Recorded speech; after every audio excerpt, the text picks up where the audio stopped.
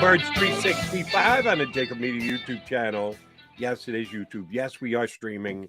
Yes, it's kind of like Zooming, but we're going to do it anyway because we've got one of our favorite guests come on, the man, the myth, the 6'8" legend himself, Brandon Lee Gowton from Bleeding Green Nation. Appreciate you zooming in with us. I know you jumped into the waiting room before we finished up last segment.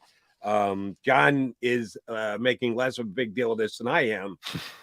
You think Vance Joseph's got a chance to become the Eagles defensive coordinator if he's not even getting on a plane to come in here and meet with them to say, yeah, I'm the guy for the job. We'll just do this via Zoom. I'm reading into this. Would you, Brandon Lee Gowton? I mean, prior to that news, I would say I don't think Vance Joseph was the most likely defensive coordinator candidate for the Eagles, just from the standpoint of Denard Wilson, who has been in the building, and the Eagles were ready to promote to defensive coordinator, I think, last year. Had Jonathan Gannon actually gotten a head coaching job. I've just been thinking all along, he seems like the most likely candidate to me. And I mentioned that to Jody, BLG. Do you think, is this a way of saying, look, we talked to Vance Joseph, who's a former head coach, longtime defensive coordinator. We talked to Jim Leonard, who's a great defensive coordinator at the college level. We talked to Sean Desai, who's been a former defensive coordinator. And we decided Denard Wilson is the best. Do you think it's sort of that type of spin? Are we in the midst of that? I mean, I do think these are legitimate interviews, and I do think there's value, in the Eagles talking to these guys, even if, their heart is set on Denard Wilson. You gather information, you talk to different candidates from different backgrounds, and there's value in that. But ultimately, I saw some sentiment out there that maybe the Eagles don't feel great about Denard Wilson because they were offering Jonathan Gannon, a head coach salary to be the defensive coordinator in Philadelphia. But I think the other way to think about that is that, I think they like what Jonathan Gannon, his philosophy, and I think they feel like Denard Wilson can kind of retain that to some extent. Obviously, he would have his own ideas and own spin and own, kind of process himself that as Nick Sirianni said, even if they got literally like a clone basically of Jonathan Gannon, it wouldn't necessarily, or his brother, he said he's his twin. Yes, twin brother. Be literally the same thing. Yeah. But I do think Wilson is the guy they want. All right, please, both of you two guys answer this question because it won't ring well in Roger Goodell's office if he hears what I say. Then if this is just window dressing, that they're getting on Zoom to talk to Vance Joseph so they can say they talked to another candidate and they were going to hire Denard Wilson all along, then why do they have the Rooney Rule? If they're going to make the team jump through these hoops to do this, if it's just a load of crap to begin with anyway, why do they bother?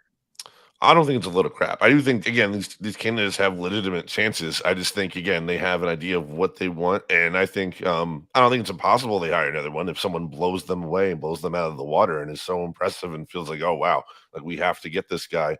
But I just, I don't know that that's the case. I don't know that they really have to jump at Vance Joseph, who, I think there's some decent things about his resume, but I don't think it's like a no-brainer kind of hire. So yeah, I mean, I think these are legit interviews. I just don't know that there's an obvious candidate. Yeah, and from the Rooney Rules perspective, Jody, I think the goal is to get minority candidates in front of decision makers as much as possible. And if you force it, as BLG said, maybe people get, oh, this guy's really impressive. But I remember writing about this when Leslie Frazier was sort of the Rooney Rule guy before he got the head coach and a job in Minnesota. And I always, I actually asked him, I said, there's a lot of times. I remember when Bill Parcells was going to hire Tony Sperano, but this goes way back. And that was this guy. And everybody in the league knew it was going to happen. And that happens a lot. And I asked Leslie, like, how do you weigh that when somebody's bringing you in just to fill this rule versus getting your name out there, and it's really up to the individual. Some people would be put off by that. Some other people say, let me get a chance. Let me get my name on the radar. But from the league's perspective, they want to get more minority candidates in front of decision makers. So that's their thought process. Now, with the Eagles and the defensive coordinator versus offensive coordinator, Why do you think the difference? Like, we all know Brian Johnson's getting the job. Yeah. The Eagles got to go through, but there's not much talk about the offensive coaches. Defensive, there seems to be at least smoke, if not fire, Right. that they could be open to another potential avenue than the in-house promotion. Yeah, I think I would hope from a process making standpoint, decision making standpoint. I think the Eagles kind of erred in after the Super Bowl when they just decided to automatically promote within, and we didn't really see them connected to many candidates when it came to promoting Mike Groh to offensive coordinator. We didn't really see them linked to a lot of other names, I thought, and I think there's a mistake in just automatically promoting within, no matter, like, just as a no brainer kind of thing. I think you want to, again, bring in candidates with different backgrounds and kind of at least gather information, if not for kind of what you can kind of do in the present, but having options in the future if you need to. And, I think Brian Johnson, obviously, just the fact that he's drawn so much interest for other offensive coordinator positions kind of makes him more of an obvious candidate. Whereas Denard Wilson did interview with the Browns. Jim Schwartz obviously ended up getting that job instead. But yeah, it is kind of interesting where it's a foregone conclusion that Brian Johnson is getting the OC job, whereas the DC job is more up in the air. All right, so I'm going to put both of you Eagle Beat guys to the test. Who is going to be the name that comes out that isn't window dressing, smoke screen, just doing due diligence because they have to, as per league rules? We haven't had one name come out other than Brian Johnson so far. Will the Eagles actually interview someone else for the position other than Johnson? And if so, who do you think that name will be?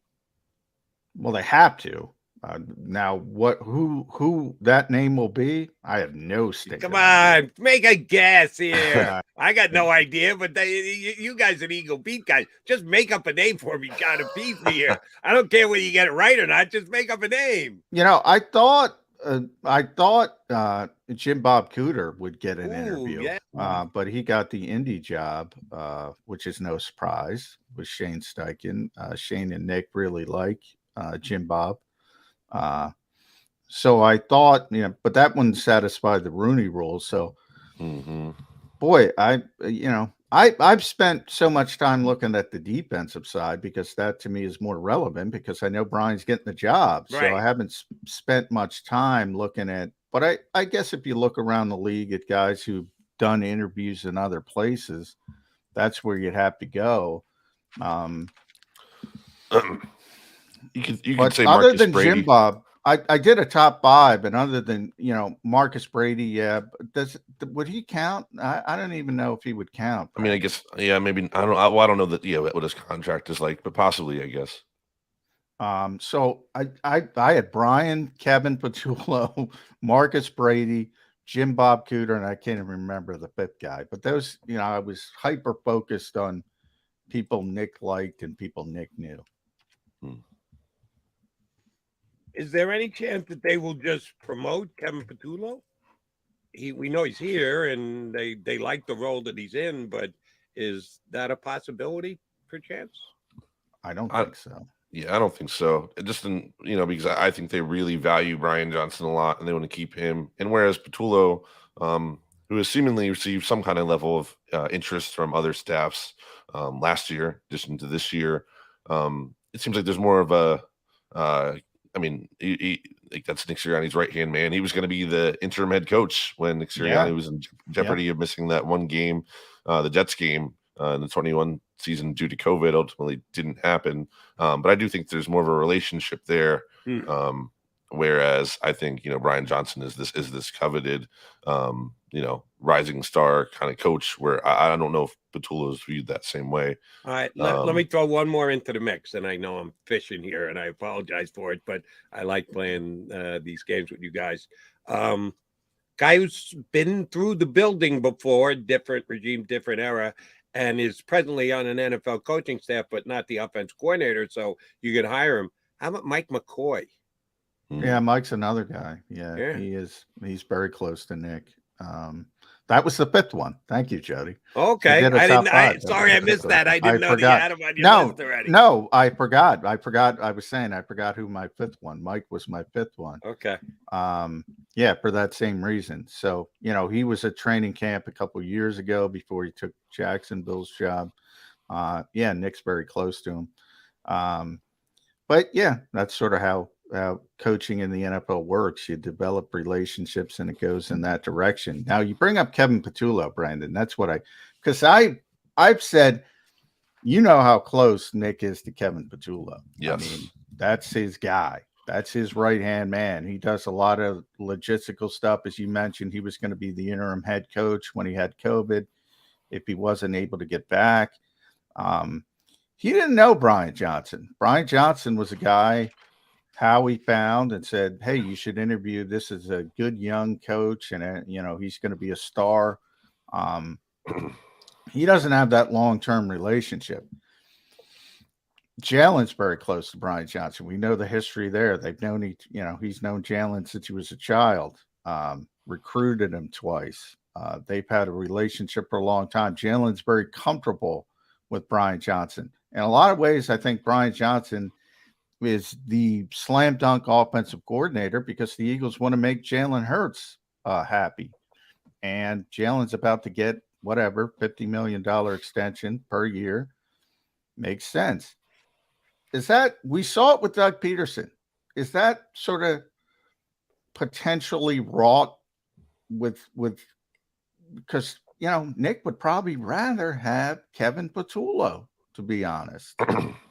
Yeah, I think you always have to be careful when it comes to the Press Taylor dynamic that Carson Wentz had, where, I don't think Carson Wentz is always pushed hard enough. Obviously, don't worry about that so much with Jalen Hurts, considering how motivated he is and amenable to coaching that he is. One of the things it's worth considering that, with all these promotions, if they do happen internally, there's going to be the backfill of, okay, now who do they hire as quarterback coach if they move Brian Johnson up? And maybe it's Alex Tanney who's been assisting, but maybe they just give Patullo that title, instead of passing game coordinator. He was previously the Jets quarterback coach for 2 years, whereas, Brian Johnson, I think, in addition to having the Jalen Hurts relationship, he's actually been an offensive coordinator before, never at the NFL level, of course, but at 3 different stops there in college. So I think having that play calling and that offensive coordinator experience kind of, gives him the leg up as well. No, you guys saw this. I think it was over the weekend. Ben Volen from the Boston Globe, pretty well-respected NFL writer, speculated that the Eagles could get the Jalen Hurts contract extension done before the combine gets underway. Well, that's only 9 days away from now, so that's pretty quickly that they'd be able to get that done. Does the coaching hire for offensive coordinator play into Jalen's negotiation? Are these two separate things? Can you separate church and state here?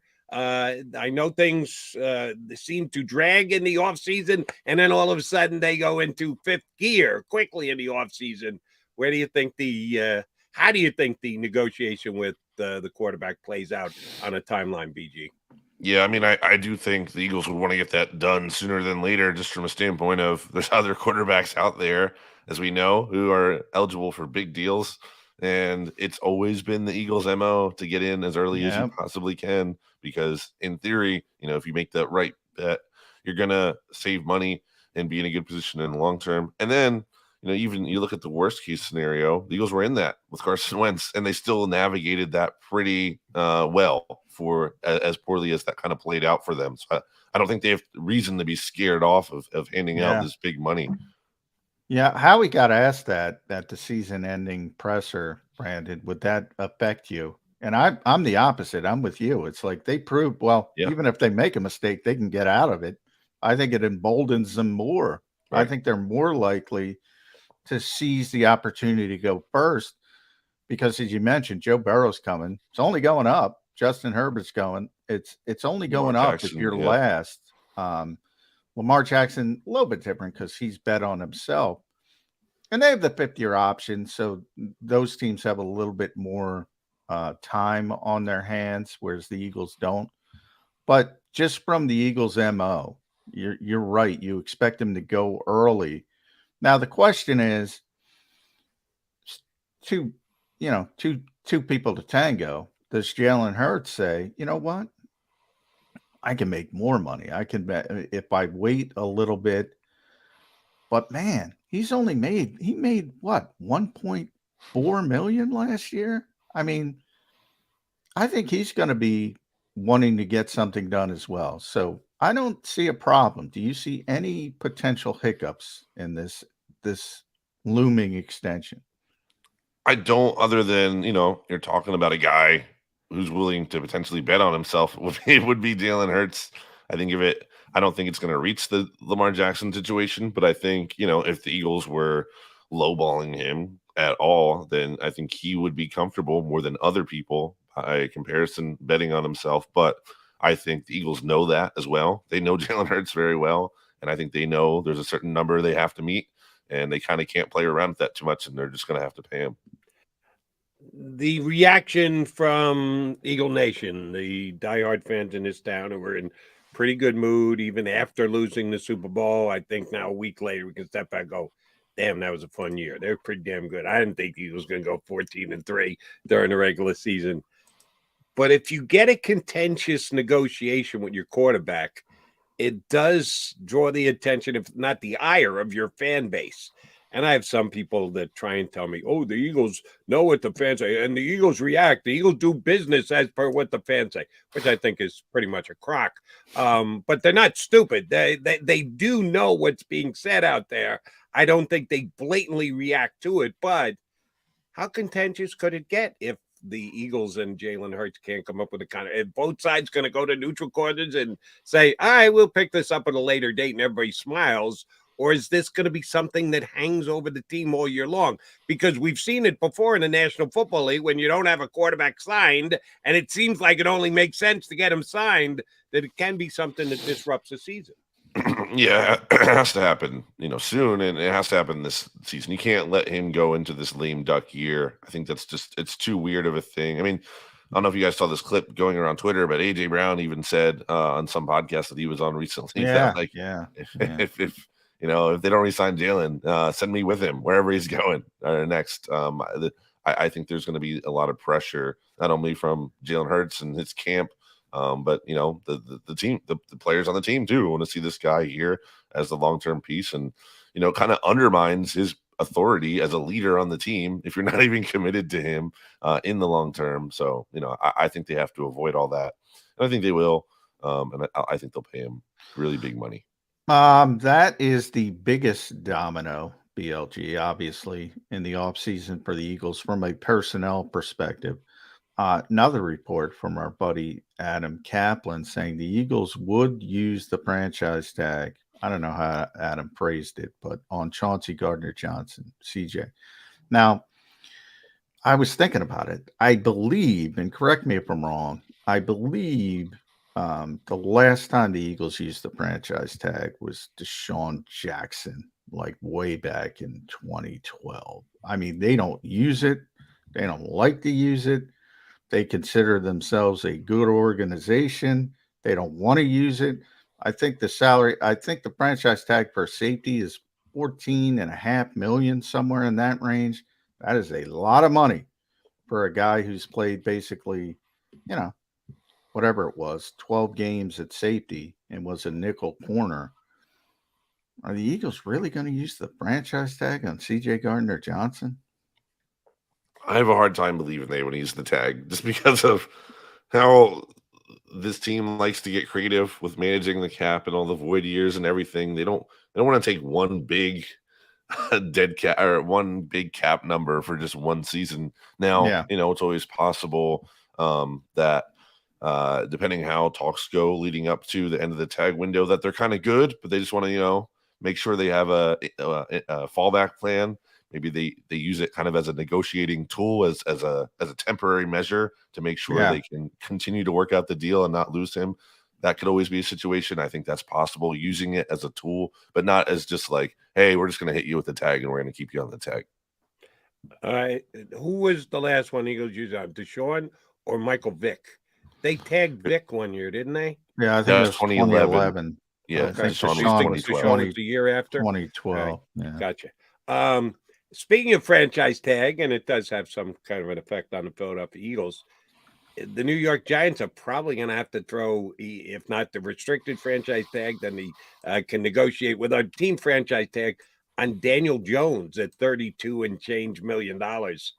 Is that a good thing or a bad thing for the Eagles? That chances are they're locking in Daniel Jones at a big number for 1 year. You just referenced it, BLG. Nobody likes to play that big. There's a downside to franchise tagging it from a team's aspect because you can't spread it out over time, something that Howie Roseman loves to do. I haven't seen Joe Shane do it up there in New York, but Daniel Jones getting a franchise tag. Is he a franchise tag guy? I mean, he could be in the standpoint of maybe you want to see one more year and you're not necessarily ready to commit to him multi-year as this guy. Maybe you just want to see another year with a theoretically improved cast. I thought Daniel Jones did a decent job given how little he had to work with in 2022. And certainly he got a lot better in terms of the turnover numbers were way, way down. You have to kind of wonder how much credit the coaching staff and Dable and everyone deserves for that. But man, it's tough for me to say this guy deserves $45 million all of a sudden. I don't think. 45, boy. By the way, the franchise tag for quarterbacks 32.41. Right, but that's a non-exclusive. If you want to go exclusive franchise, Brandon's right. It's 45, but the non-exclusive, which means another team could sign him. But you got to give up 2 first-round draft picks. Well, good luck. And by the way, I'd trade Daniel. I'd trade 2 first-round draft picks tomorrow. Yeah, I mean, when I saw that 45 Daniel Jones number, I said, well, Jalen's going to ask for 90 gazillion. Right. I mean, I mean, come on, Daniel Jones, stop. But he had a great season, certainly an improved season. That's a difficult decision for the Giants, and if you're an Eagles fan, you probably enjoy it because they probably can't do better than Daniel Jones in the offseason, but I'm not paying that guy $45 million. Well, it also raises the question of then what do you do with Saquon? Do you, because you can't, if you're using the tag on Jones, you can't use it on Saquon, who ideally maybe you want to keep around just 1 year as opposed to signing a running back to a big kind of contract and having him around for multiple seasons. We know that those running back contracts don't always age super well. Look at Ezekiel Elliott. Yeah. So that's the other part of it too. All right, I'm going to put this question to you, BLG. I'm going to do it with Johnny Mac, too. I was going to do it in the first segment. We got off on coaching tangent conversation. Let's say our good friends at Oceans Casino, for your appearance today here on Birds 365, said, BLG, here you go. $100 voucher to their sports betting room. And it's got a 24-hour time limit. Mm-hmm. And it's to pick the NFC champion next year. Who will represent the NFC in the Super Bowl? And you got to pick a team, and you can get what odds they're offering. But you can pick whatever team you want in the NFC to go to, and it's $100 free of charge. Here you go, pick a winner. But it's got 24 hours to go on it, so you got to do it now. You can't wait and see how it turns out. And they're like, no, you got to make the call right now. Who are you picking to go back to? Who are you picking? I shouldn't say back. I'm tipping my hand here. Who are you picking to go to the Super Bowl from the NFC here on February 21st? It's really tough because it's a conference that just doesn't, have. I mean, I'm trying to think of I don't want to say the Eagles because heck, it's tough for me to say the Eagles are definitely gonna be back when there hasn't even been a repeat winner in the NFC East since 2004. Then that leaves you 15 other teams to choose from. Which you landing on? It's Mr. tough. Gowton? I'm looking at them here, and I'm like, there's no one that I really love more. What am I going to say? The Cowboys, who can't even make it to the NFC Championship game. I can't say that. I'm looking here. Niners. Niners still is got that roster. All they need is something at quarterback, and they're really good. Niners, or if you want to an out of nowhere team, maybe the Lions. Maybe the Lions take that step. Yeah. Lions, you're going to get a better value than the Eagles. That's for damn sure. They'll be about 10 or 11 to 1. The Eagles will be 3 to 1. Yeah. But are you going to put your money down? Free money, Brandon Lee Gowton, on someone other than the Philadelphia Eagles as of right now? I'll put it. Would I or yeah, I'm asking you. No. You're going to take the Eagles. You got to bet on the quarterback, and I think the Eagles Yeah, have you the best should. quarterback in the Yeah, conference. you do. Exactly right. I agree, but I'm a big regression to the mean guy. Sure. Too many career seasons. I'm putting it down on. I'd like I know, McMullen. I'm asking you too. I want odds. I like your Yeah. Detroit theory. Eagles at 3, Detroit are around 10. I like 49ers Detroit. are I'm going for 3.5. I'm going for the big score. I'm going for the big score. It's free those are money. good odds. I'm going for the big score. Detroit. Well, How then about Detroit? take your boy JG in Arizona. You want the big score? You're 45 to 1 I'm on not going- Arizona. hey, he's got Kyler. 3 to 1 with the Eagles. You going for that big score, Johnny Mac? Yeah. Can't do that. No. All right, No. just check it out. Maybe it begets Kyler Murray to study. Maybe. You got Why 24 hours to figure it out. That's how good your voucher is for. 24 hours at Ocean. You got to make a call before then. I got to text someone JG. other than the Eagles. Can he get Kyler Murray to study? Talented. He can't kid. even get Kyler Murray to Zoom with him. Who do you think you're kidding? It's not happening. The new Zoom world in which we live. Kyler, I'll tell you, this is who I'm going to bet on. Whoever gets Jim Leonard as a defensive coordinator. There you go. Ooh, there you go. There you go. All right, BLG, what is the next big Eagles story to drop? Is it going to be a hiring of a defense coordinator? They're going to finally go, surprise, Brian Johnson is our offensive coordinator. What do you think will be the big story in the next 48, 72 hours, or will there be one? I think it'll be the defensive coordinator hire. I wouldn't even consider the offensive coordinator big unless it is someone different than Brian Johnson.